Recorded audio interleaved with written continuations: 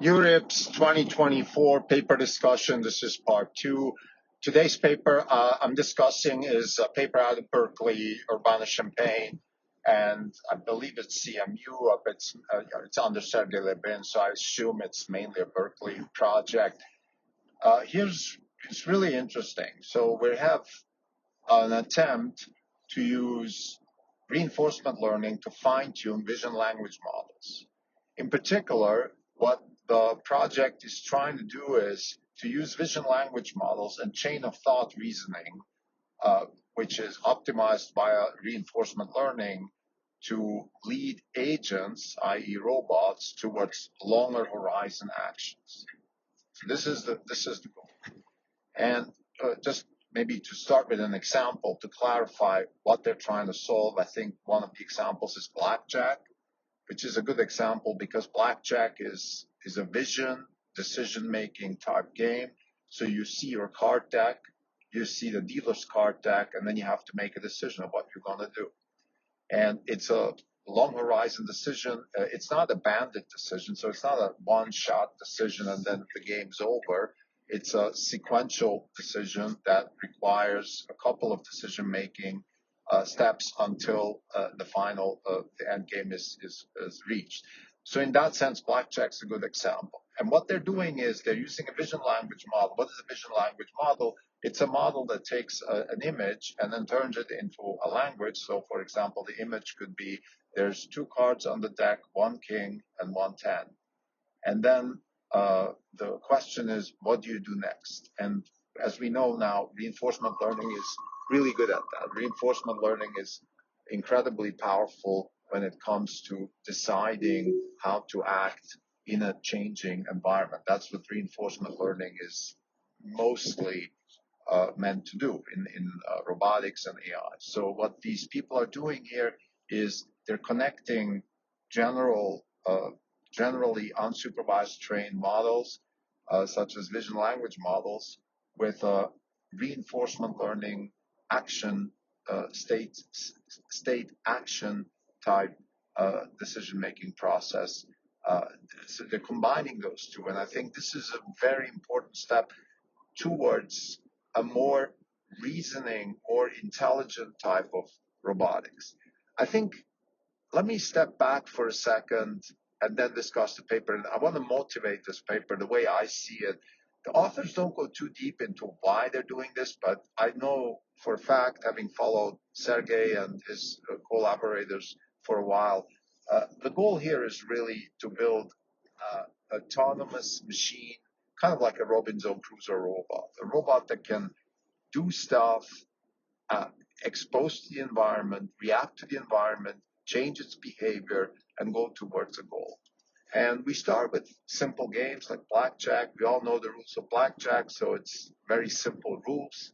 But the interactions with the environment, of course, are very complex. Like you have different types of you have many multiple possible scenarios of what actually could turn out to be the case.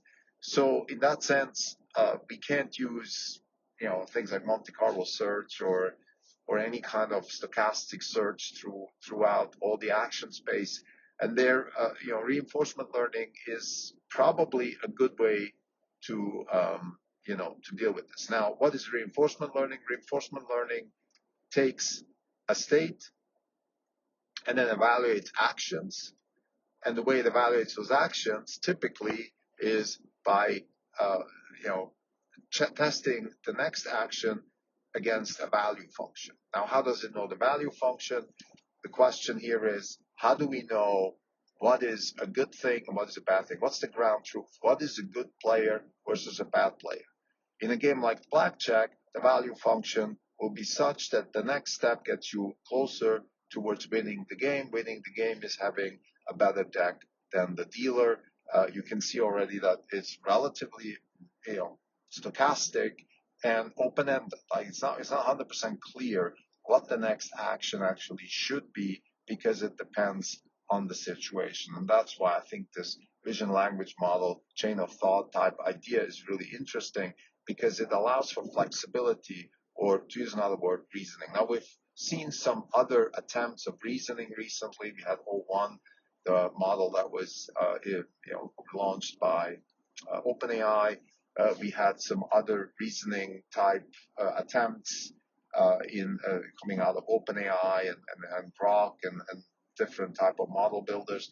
The idea of reasoning is, I just recently, let's say, listened to a podcast interview at AWS. So Amazon is offering automated reasoning in the context of, for example, MP complete problems. So, for example, if you wanna, if you have to navigate through the action space of all possible triangles, well, that space is in the infinite. So you can't do a search. You can't compare a certain state with all possible triangles. So you have to have some sort of logic, algorithmic reasoning type approach towards solving that particular problem. Take this paper, what they're really doing is, COT reasoning is prompt design. So you have a vision language model which prompts text based on an image that is given,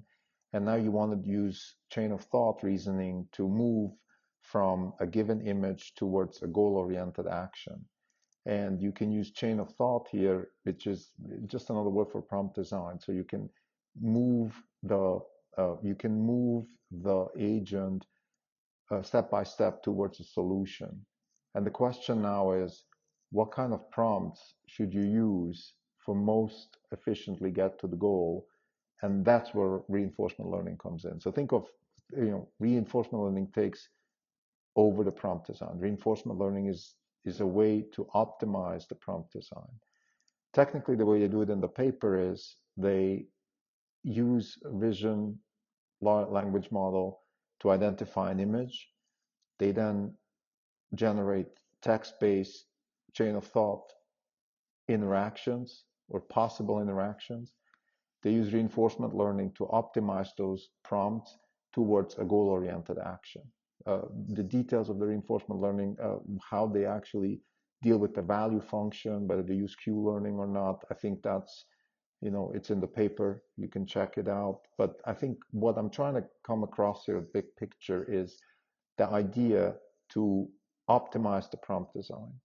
And the big difference in this particular paper and maybe reinforcement learning, or excuse me, or fine-tuning vision language models before this paper is that you're not taking fixed weights and just optimizing your path to a fixed weight model. You are changing the parameters of the model while you're training to make it more adaptable to the environment. So you're looking at potential actions that are inferred from the chain of thought reasonings, and then you're matching those actions with what's called legal actions. So you make sure that the actions that you can take are actually legal. So you still have some sort of search function that makes sure that whatever the agent is suggesting is actually legal. So for example, in blackjack, you can draw certain cards, and if you go over a certain number, you lose, that kind of thing. So I think to summarize, the key contribution here is that the model itself learns and the parameters adapt to the reinforcement learning results. Prior work has used COT to improve frozen models. So I think that's really, in my opinion, the key innovation. But again, I want to sort of lean back a little bit and summarize this paper by also giving a little bit of a perspective of where I see the importance of this paper. I think we've been talking about foundation models for embodied decision-making agents now for a while. I think this is a path towards foundation model type solutions for agents, whether they're embodied or not. And what it helps is on the reasoning front, particularly, right? And I think reasoning is a big word now. What reasoning means is that we have, think of what is a vision language model? Vision language model is compressed knowledge of the world based on internet scale data training. And now we have to take this and try to find an optimal path from a given task towards an action that actually executes that task.